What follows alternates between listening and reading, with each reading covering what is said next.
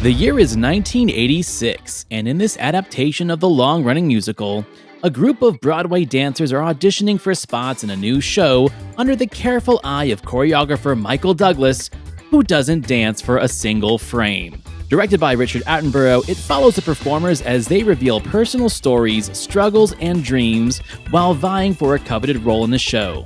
As they undergo intense scrutiny, each dancer confronts their insecurities and ambitions through song and dance. The film captures the emotional and physical demands of being a dancer, highlighting themes of identity, perseverance, and the desire for acceptance. The iconic musical numbers and poignant storytelling explore the highs and lows of the pursuit of a career in show business in this week's edition to Musical March, A Chorus Line. Gene Siskel and Roger Ebert, two titans of cinematic review. Sometimes right, sometimes wrong, but always captivating. Your hosts Antonio of the Cult-Worthy Cinema Podcast and Justin Henson of the Movie Wire are here to take you back to the balcony.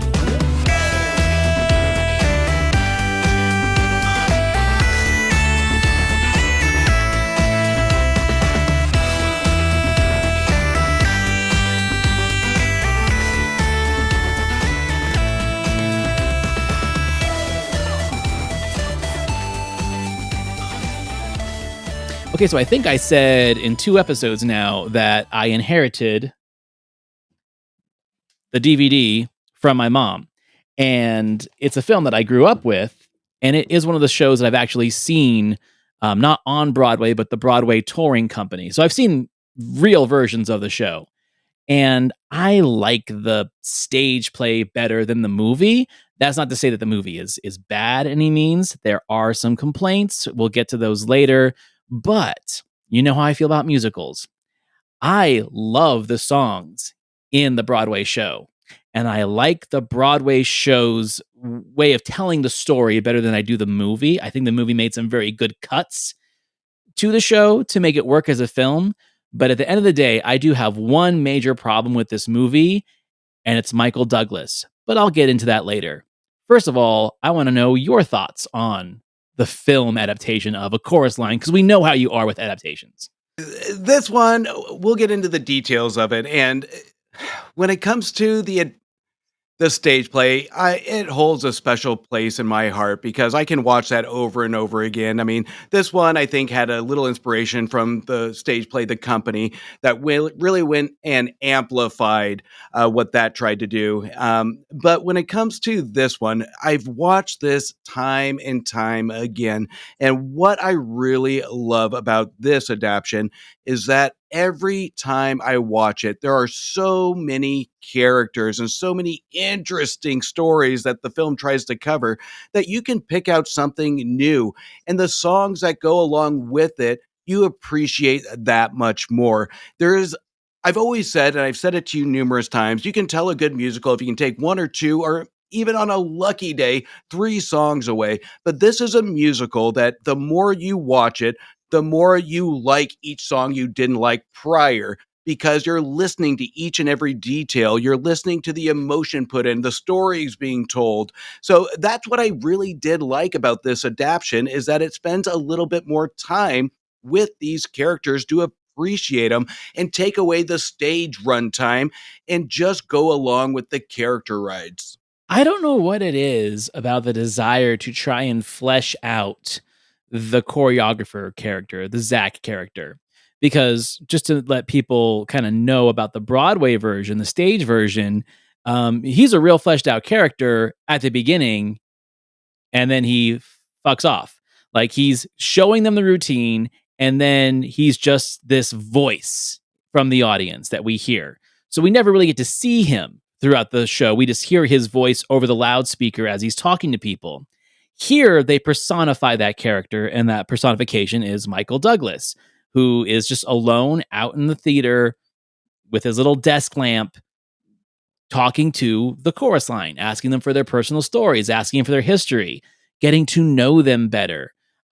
Which I think is funny because, like, he is looking for dancers, and even though there's acting roles in the show, he's not asking for a lot of dance. You know, the dance comes in the interpretation of their stories, which is cool.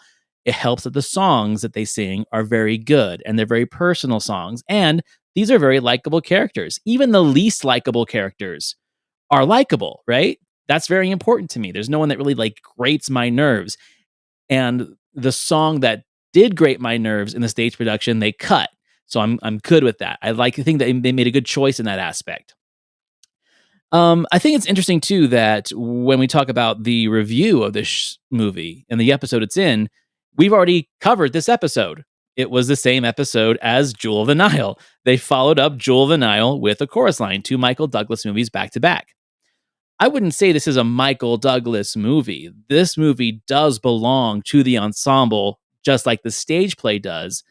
But I get that if you want to try and sell at this point an 11-year-old Broadway show, you need to throw a little bit extra for the people to come to the theater to see it. And at that time, what better name for a show like this than Michael Douglas? First off, you cannot deny I'm not going to say that it's a ripoff, but there is a lot of allusion to an attempt to emulate what we saw in All That Jazz. Specifically, that opening audition number where Roy Scheider is auditioning dancers, very similar to the way these people are being put through the paces, being run through the audition with the singing and the dancing, and the numbers get smaller and smaller. It almost feels like they could have just used stock footage from All That Jazz and put it right in the beginning of this. I'm not saying that's like a bad thing on Richard Attenborough, but at the same time, if it's not broken, don't fix it. I'm sure he's like, well, that captures the energy of a Broadway audition. Why not be similar? You know, I mean, the show chorus line came first. It is very similar to that. You've got hundreds of people on stage, and then that number gets smaller and smaller and smaller, and then you get to know the final group. So I don't think that is a detriment to the show, but it's hard to avoid comparisons when you are watching All That Jazz and then a chorus line. To me, I think the biggest detriment to the show is Michael Douglas is not as believable, charming, or acceptable of a theater person as Roy Scheider was when he's like in his emulation as Bob Fosse. I think that they could have done so much better with that role. But at the same time, you don't want to hate this character like you want to hate the Joel Gideon character from All That Jazz. So I get why there is a separation.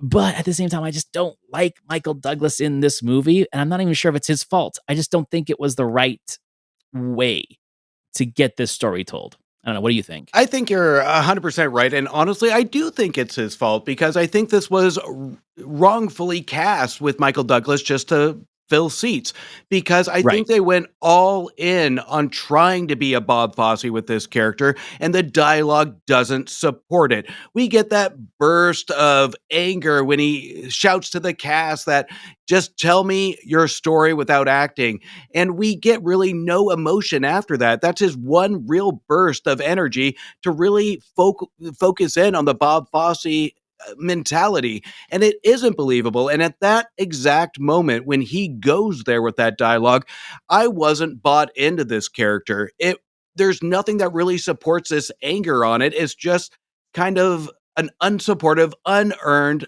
burst of dialogue. So that is my biggest issue with it, is that there's nothing to support the way he is. We can have a Bob Fosse character analyze this cast and pick and choose, but it's not earned. It never is, because he has his own drama that's happening behind the scenes. He has his own internal conflicts that they hint at, but they never resolve, really. So it's just kind of a background character to just say, hey, here's a role for Michael Douglas. Let's give him some extra screen time and hopefully cross our fingers he does a good job. But before even that, my main issue with this movie comes from the annoyance of the first half hour that's just overloaded with 22 minutes of the opening number of picking and choosing. And when you said it, I absolutely love that idea of just putting clips of the musical, just show kind of clips of how they pick casting on it and make it unique to the adaptation. Because I was literally checking my watch waiting for this to be over. And at a 2 hour runtime, for 22 minutes of this opening number to happen was absolutely annoying with no real substance other than just shrinking the crowds of a choreographed dance scene and a well-known musical number. But it could have been a ton shorter and added some more depth to the adaptation. I mean, it feels padded, and I don't know if it's like a misdirection. Like the whole point of introducing so many people is, you know, you never know who is going to make it to that final group of people that's going to make the chorus line. You see characters and it's almost like that person's going to make it and they don't. Oh, that person's going to make it and they don't. And then there's people who are like, oh, there's no way they're going to make it and they do. So I get that that's like kind of like the way they're misdirecting us to realize that there really is no fairness in all of this, that there's probably better people that got cut maybe just because they looked a certain way or they wore the wrong outfit that day, which is, I was a dancer and a theater person. That's how it is. Like you could be a better dancer than anybody, but if you just don't fit the look, then you're not getting into the final cut. It's a really harsh world to be in. I'm glad I'm not in that world anymore. So I think one of the blessings of this movie, though, is by putting basically unknowns in this ensemble. Like everyone is got a dancing or a singing or a theatrical resume. There are all people that do that, but they're not well known film or TV people, and that's good because a there's no red herrings of who is going to be a main character. If you don't know the Broadway show, if you don't know these characters and what their songs are and who's going to make the final, eight for the last number, um, the investment's stronger. If there was a red herring star in here, you would know it's going to go either one way or tragedy, and they don't want any of that. That's very smart in the casting director's part. I think that's why also Michael Douglas is so distracting because it did not have to be that. Terrence Mann is Larry, the assistant choreographer who's kind of running the audition. Love that dude. It's the dude from Critters and Critters 2, right? And here he is. He's also a great dancer. I didn't know this, but when I was looking him up, he was also the original Beast on Beauty and the Beast on Broadway. So he's got a deep history with both film and theater. The Critters 2 guy is the Beast from Beauty and the Beast. So anyway, tangent over on that. Um, Everyone in this group is so good and they are also different, which is a point, right? The brilliance of the Broadway show is that all these people are so unique, their stories are so unique. Um, and that's what really makes it work for me. And there's not a bad one in the bunch because the ones that are supposed to be the unlikable ones or the ones that aren't going to get it, they play that role perfectly. Like the boring dude, of course he's not going to make it, but you need to have him in there. It's not that he's a ringer. It's just that's how it is. You're going to have some people that, hey, they might have danced great, but when you get to know them personally, oh, well, then they're just dull and there's no way they're going to make it. So yeah, I think that was a brilliance part of this movie is casting unknowns, talented unknowns. Unlike some of the musicals that we've talked about in March, these people are highly trained, highly skilled, and right for the role. They're not trying to force a performance out of anybody. And I think that's what makes the magic happen. Even if you don't love musicals, you have to respect this movie, given the time it came out, because you nailed it. There are no knowns in this casting, and rightfully so. Attenborough really does amplify this to make sure that these are auditioners that really do feel fresh, they feel new. And what I really do respect about this movie is if I were to analyze it and say, this took some risk with unknowns, which I get the Michael Douglas saying, you know what, we have to have that one guy. I get it, whatever. But you have race, you have sexuality, you have all these things in the mid 80s that were hot topics. You have just a homosexual that's on stage. And during the AIDS pandemic, this was a real chance, a real risk for any filmmaker to tackle, and that's what makes us really almost respect not just the process, but ignore the studios, ignore the audience, and make a film that is that holds true to the not only the stage adaptation, but the story. We want these stories to be told, and it's not just the standard stereotypical characters we get in all these movies, all these musicals. They act different. Every character, from the 17-year-old to the stereotypical blonde that's auditioning, they all have a unique piece about them. And but at the end of the movie, they all are almost alike because they have one goal in mind. They have one a desire to win. They have one desire to be successful. And that's what really unites these cast members to want to do well. And not one moment do they ever really feel they're in competition, because they all know they are there for one reason, is to get a part, is to survive. They have hardships. They want to get a paycheck, and they want to have something on their resume. This is a movie, again, is more of a respect level for me when it comes to musicals versus rewatch. I'll watch this all day long, week over week, but at the same time, it's at a level of respect and likability of the characters that Attenborough presents to us. And I think too that them cutting songs from the Broadway production, they do a great job at dispersing screen time and narrative responsibility amongst the characters who had numbers cut. So for example, I would say like the two least interesting people in the ensemble are the married couple, Alan Christine, right? They're the least interesting couple in the stage version too, and their little musical number together is awful. It's like the worst part. I remember having this on a CD, and that'd always be the one that I skipped because her voice was grating. Um, but they do more narratively in the film version with them taking away a number. They give them more time to kind of like have more dialogue to explain their situation so they don't feel left out.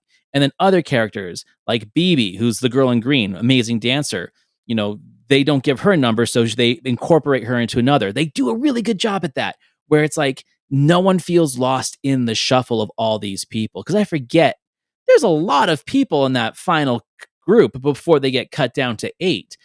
It seems like less in my mind. I was like, oh yeah, there are a lot of people to go through, and they do a great job at being efficient with the storytelling, yet keeping the best numbers in there. I think that's really, really great. But we got to talk about, because it literally is the biggest part of the discussion between Roger and Gene about this, and that is the love story. The forced love story. It's the least interesting characters in the movie, just like it's the least interesting characters in the stage play, but they double down on it for the movie. They give it more screen time. They give it more backstory. They give it flashbacks, and we don't care. I even remember my mom as a kid with this on VHS, her fast forwarding the Cassie and Zach scenes because they're boring. They're not interesting. Obviously, it's supposed to be like an allusion to the Anne Reinking Bob Fosse dynamic, right? That's like what it's supposed to be. She was like his mistress at one point, but also like the ingenue, and he was her mentor. There's some deep seated story there, whatever, but we don't care. Get us back to the fun people. Every time they cut to those two, the movie just loses energy, which sucks because it's nothing but energy when we're with the group. I'm not saying anything that one of our critics doesn't already say in the conversation. I was just happy to feel validated about that when I heard their discussion. I was like, yeah, I feel the exact same way. It's not a mock on Cassie's talent, Alyson Reed. She's a fine actress. She's a good dancer. It's the character that's not interesting, and it's hard to make an uninteresting, unlikable character enjoyable when you've got so much magnetic talent surrounding that story.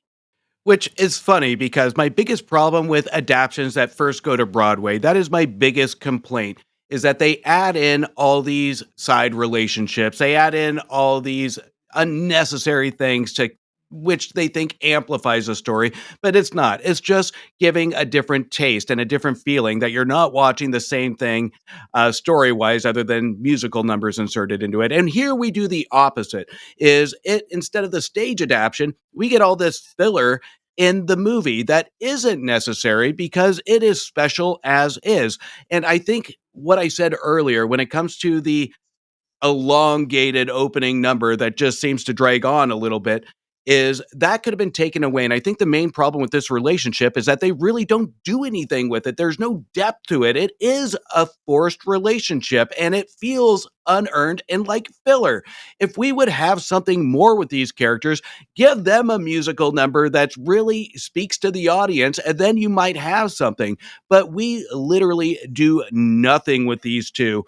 And when it comes to the performances, just like Michael Douglas, their chemistry is unbelievable. It's forced. And again, like you said, I don't even care. It's one of those that in a rewatch, I would fast forward because it's not fun. It's not emotional.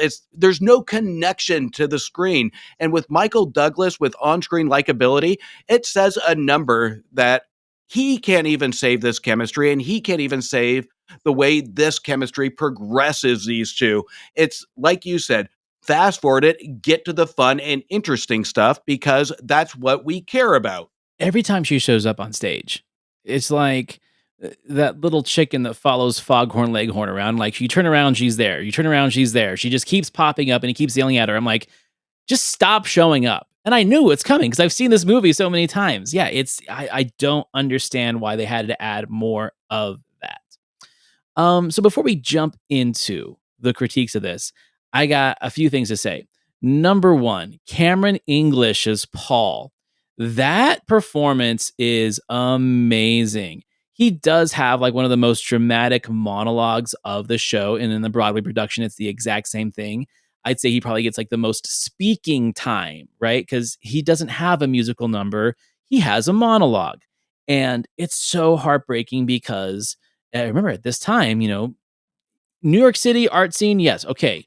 Being a homosexual was very kind of like open and well known, stuff like that. But this was a time where like we were still like either afraid, ununderstanding, and unsympathetic to that community. And his portrayal in that role really emphasizes that. So good. Second of all, Val, Audrey Landers, who does the Tits and Ass song, Dance 10 Looks 3. Okay, who doesn't like that number, right? And I remember being like, what, 5, 6 years old, seeing this for the first time, like, oh, tits and ass. Okay, don't sing that at school, son. I know you saw it in a movie, but don't sing that song.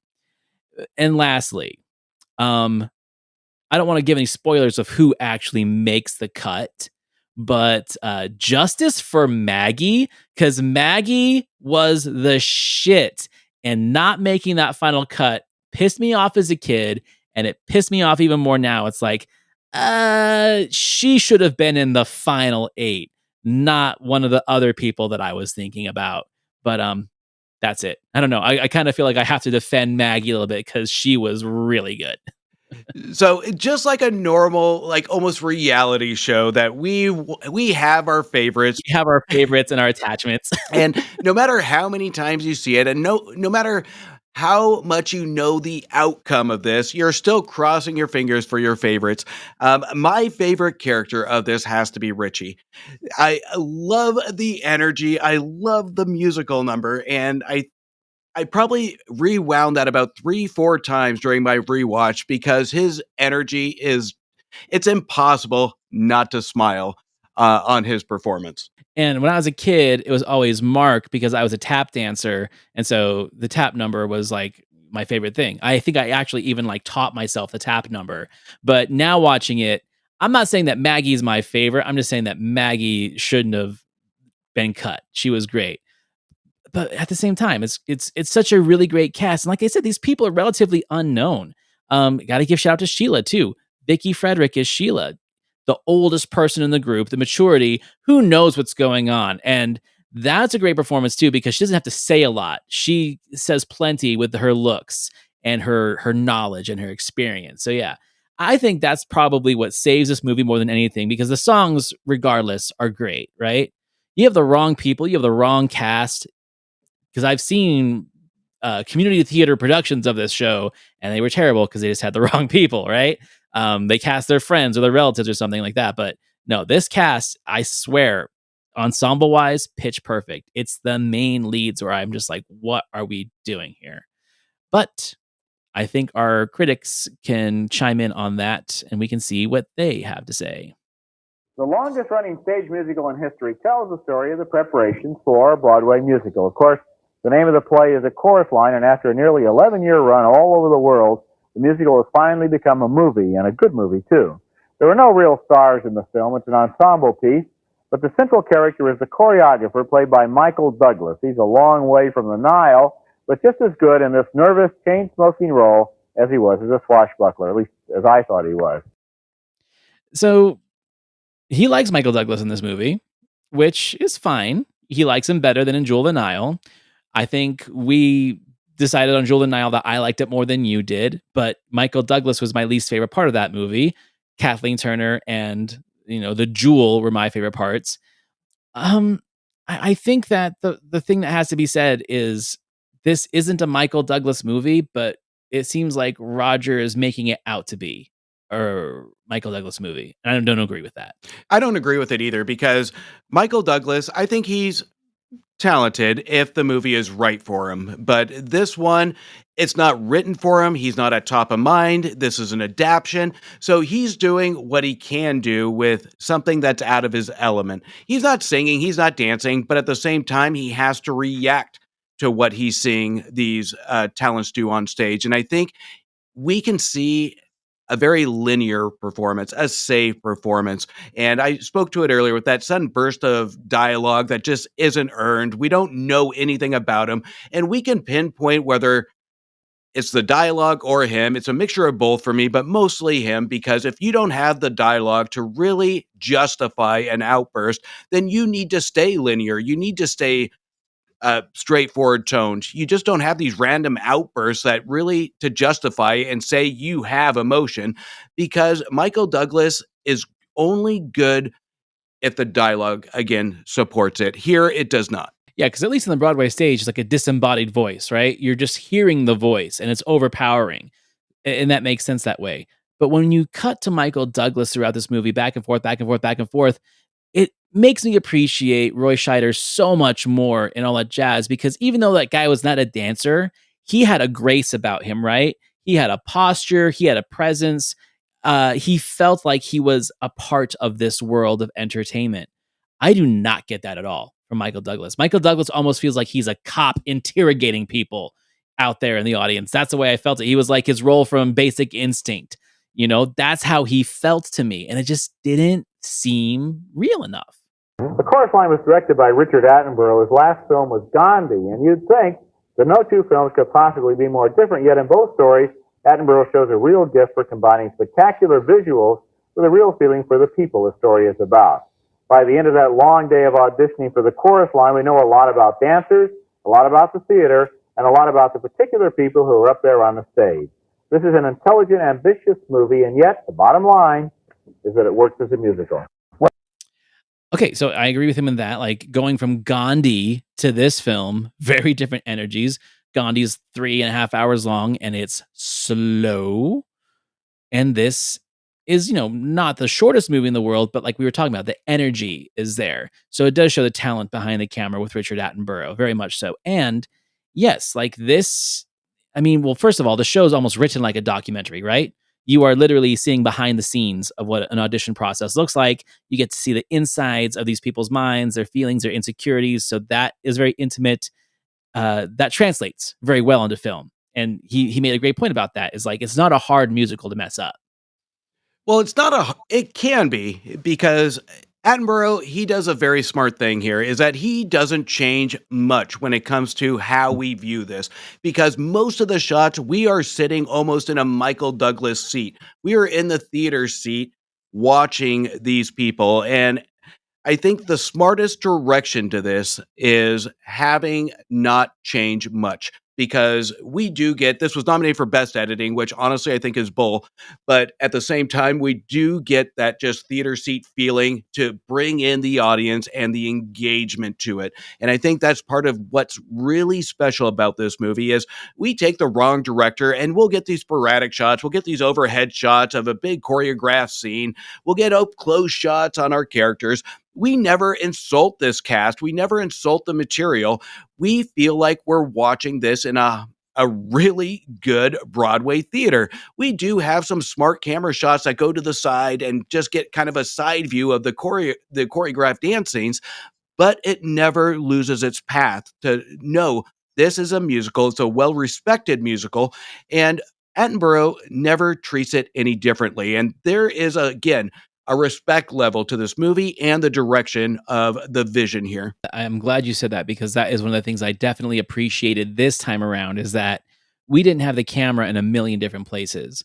Like essentially it was like a straightforward shot and maybe a couple of Dutch shots from the side. The same way you would view a show from the mezzanine, the same way you would view a show from the theater. It is very theatrically shot, and that was very smart. It didn't try to be too ambitious with its crazy camera angles. Very rarely do we get any shots from behind the group into the empty theater. And I like that. It kept the facade of the audition process, of the theatricality, and the fact that we're not breaking that energy. I agree with you 100% on that. Gene has some things to say, though. Well, it's such a brilliant concept on stage. I mean, that I think it would be almost impossible to screw this up entirely. I think Attenborough does make one mistake, and that is he tries to, as they always say, open up the play.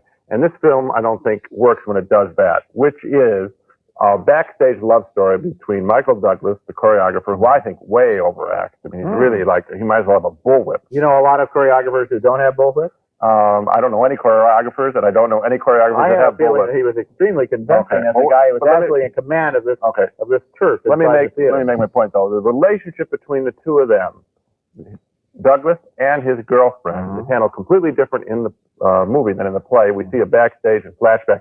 I think none of that works. What's great is just what we saw there at the end, and why I like the movie, and that is when we see the individuals do their thing, tell their story. You could have almost filmed this play straight, really straight, without any additions, and I think it would be even better.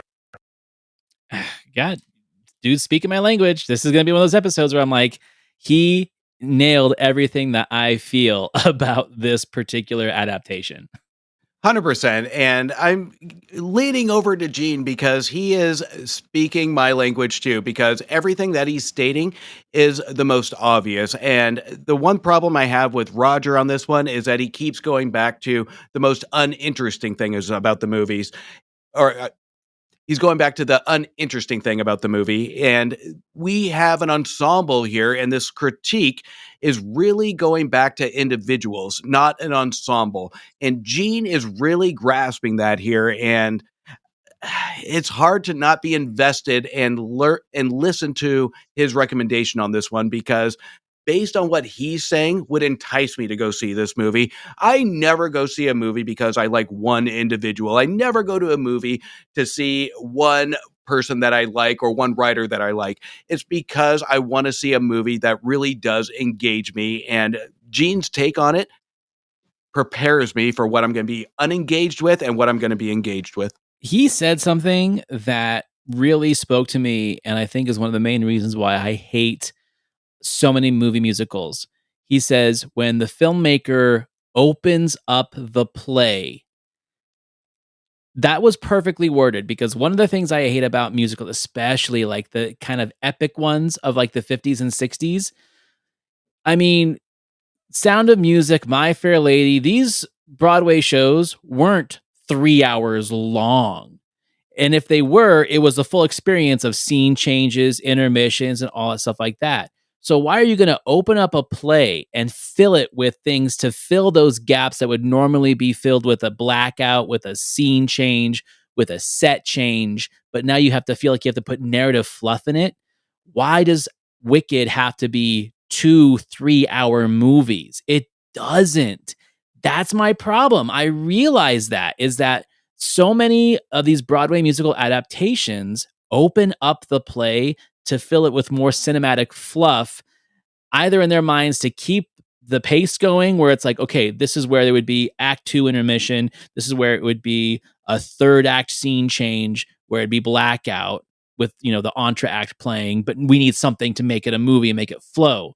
And in my opinion, it doesn't make it flow. It just makes it longer and drier. And that is exactly how I would explain it now that I've heard him say it, is they open up the play. They didn't need to. They could have just shot the play the way it rolled without having to add all this extra stuff to it. Shave 20 minutes of that nonsense out. I would have raised my rating from like a 3.5 to a 4.5.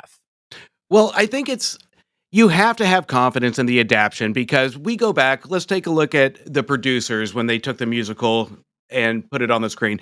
They added nothing but famous faces, and that ended up adding no value to it. And it looked amateurish, but the story's still fun, so I enjoyed it. But then you take Wicked, that does actually add some decent elements to tell a story. It is all about the confidence in what you're presenting to the screen. There are times I've seen musicals that I say, I want more. And there's some that I just say, for the love of God, this should have ended an hour ago. But the thing I trust about Gene is he's a theater guy. I trust, if I had to take my two critics, even though I'm a defender of Ebert, my two critics, I'm going to go with the one that has experience watching the theater and can really justify the musical. I mean, he liked Newsy, so he's got street cred in my books, but that's where he challenges Roger right there, where it goes, how many choreographers do you know? So Gene can really simplify the difference between stage to screen. And that's what he's really speaking to here is he can appreciate some aspects of telling a story through screen, through the music, through the editing, whatever it may be. Roger is more simplistic when it comes to this kind of material, is where he needs it to be effective when it comes to the music, the tone, and the story. So what he's really leaning on when it comes to Roger is a likability. He's connecting with something to justify why he likes it, but he's missing the point when it comes to the entire ensemble. So his argument really isn't there when it comes to Roger because he isn't filling out the entire musical. But I get what Gene is saying when it comes to opening up the musical. If, again, you have confidence in the dialogue, the script, you can open up that music, you can open up that adaptation and really tell a good story. But it all depends because the direction has to be there, the cast has to be there, and the confidence has to be there. And I think this movie does have that, again, with the exception of Michael Douglas. I think that if you are going to trim songs from a musical, you don't need to add fluff in other places to make up for running time. You could just make such a more effective piece of cinema if you just keep the energy going. And again, I don't know the backstory to this. I don't know if the producers said, no, we need more of this. You know, movies are difficult. We know this. It's not always up to the director and it's not always up to the writer. There are so many hands in the pot when they make these things that, you know, maybe it tested wrong with certain audiences and they wanted more of the love story. Cause that's honestly how it feels. Cause it's so just shoved in there that it doesn't feel like it's part of the DNA of it. It feels like they added more to it to appease somebody. So I'm going to give it a little bit of leeway when it comes to that. But absolutely, Gene was right on that. And then they have their last little retort. Yeah, but of course, what you're doing is the old compare and contrast kind of senior and college. This is a classic. It's not, well, it may be a classic, but nevertheless, 9 out of the 10 people who see this movie will not have seen the play even so. I don't know about Especially that. by the time it gets on television. I don't know This about will be a that. new experience, Yeah. and as the movie that Attenborough made, Yes. and his responsibility is to his movie, not Yes. to the play, Yeah. he has made a good movie. Opening it up, people who haven't seen the play aren't going to think it was opened up. They're just going to Yeah. think that, gee, here's the Well, thing I'm telling that you doesn't this. take place on the stage. Okay, and I'm going to tell you that the flashbacks then, as flashbacks are boring and predictable. How's that? Okay, If he does well, overplay. now you're doing better Fine. now. Well, I'll good, do a little because bit that's better. a solid criticism. He overplays and she overplays, and if it had been just on stage, I know it would be much better. And I still like the movie. Okay. Sounds like one of my reviews. Yeah, this was bad, this was bad, this is bad, but I still like it. He's so spot on. Right. Well, he's wrong because they both underperform here. They're both boring. The year is 1982. Oops. Sorry. Go ahead. Well, they're both boring. They're both underperforming. So to me, there's nothing of interest. If they actually overperform, there might be some intrigue and some attention there, but that never happens. It's always a Debbie Downer moment when we see her on screen, and we are prepared as a viewer to, when we see Michael Douglas, that it's going to be a Debbie Downer from body language to dialogue. It's just, come on, get on with it. So Gene is 100% right on this. where I would love to debate Roger about this is like, I think Roger's talking about the compare and contrast piece. I think that works for novelizations being adapted into a film, right? Because there is no predetermined way that story is being told dramatically, right? We're going from words on a page to a film. But when you've already got a show that's being performed by people with songs, with music, with direction, with choreography, that should be like the base layer of your production, right? And to compare and contrast something that already exists dramatically, visually, and musically, there's nothing wrong with that. In fact, you should compare and contrast, I think, a stage adaptation to a film adaptation because it's something that already exists. Words and books, and hell, even if it's a foreign film, can be persuaded to an audience in so many different ways, whether it's like socially, or let's say if it is a foreign film, how do you fix the idioms of language? How do you make it more acceptable to a Western audience? There's lots of nuance to that. But Gene is 100% right here, and I'll defend him on this, where it's like, you already have the number one Broadway show of all time at the time, done perfectly, shown that it knows it works. It has the audiences. It's been on for 11 years. Roger's wrong. More people knew about this show than he thinks. He's like, oh, this will be a new experience for so many people. Come on, man. Like, more people knew about this at this time than they knew about Cats, right? This was, I would say there's probably is people who were excited for this film adaptation as there were people who have been excited for Wicked for the last decade, right? It was like that kind of show at this time. People knew what it was supposed to be, and the film did a really good job covering that with the ensemble who it's really about. It's not about Cassie, it's not about Zach. So stop making it about them. Gene's right. 100%. And this is where I'm going to kind of dive in on this, is where he says 9 out of 10 people haven't seen it. That may be true, but at the same time, it's about justifying your criticism for future audiences as well. This is what I love about musicals coming to screen out of an adaptation, is those that don't have the opportunity to see it, those that they don't have theaters in local cities. So this gives an opportunity for those that haven't experienced it to really go into a movie theater and get that close enough experience of seeing a musical with the experience.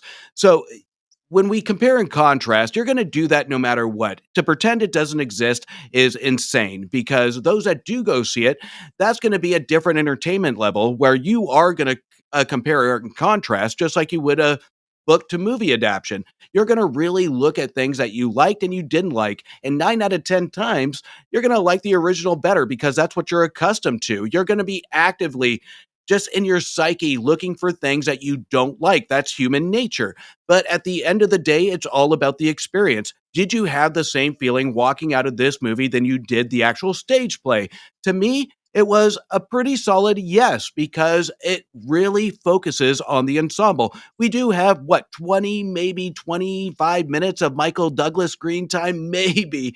And it doesn't ruin the experience at the hour and 55-minute runtime, because the memorable pieces of this movie comes from where the camera really hones in on the choreographed dance scenes, the lyrics, the energy. So that's what people should take away when they go see this movie, not the dislikes or get an interpretation of, that's what I missed on the stage. That's not worth my 50, 60, 70, 80, 90, 100 bucks to go see the play. But at the same time, it gives you an idea of something to look forward to encourage you to go see it, because 9 out of 10 times, you're going to like what you see on stage more than you like in the movie. I think one of the things that makes this musical work, not just as a movie, but as a stage play, is that it is literally interchangeable with any generation. Like, you could set this in 2025 and it would feel the exact same way as in 1975 when it came out, right? It doesn't really narrow itself down with an era. The music maybe is a little bit dated, but the story isn't, the passion isn't. It works in any era, and I think that is brilliant because it plays a long game.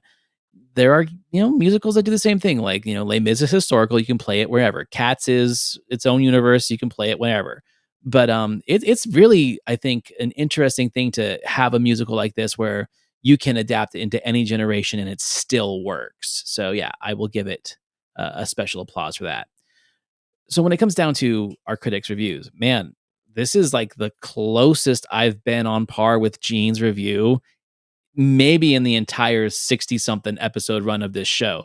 Like, we've come really close before, but this is the closest. Where if I was to write an essay about this movie and how I felt about it, and then cross compare it to what his critique was on this episode, it would have been word for word. Like, we were on the same page. Does that mean I'm right? No. Doesn't mean I'm always right about everything. It just, I'm validated in my response because it was his too. So that being said, I'm going to give him a solid A on this. I think that's completely fair, and if I were to rate him, I'd give him an A2. When it comes to Roger's review, just like Michael Douglas's performance, it's linear. He liked the movie, I get it, but to me, it just felt wrong because he felt like he liked it for the wrong reasons. And I'm not one to say why you should like a movie. But when it comes to covering a topic as a journalist of a musical, we should have some integration of uh, a fan of the genre. What will I look forward to? When I go into a musical, I'm not going to look forward to seeing Michael Douglas sit at a desk speaking dialogue and no musical numbers. That's not what Right. I'm looking for.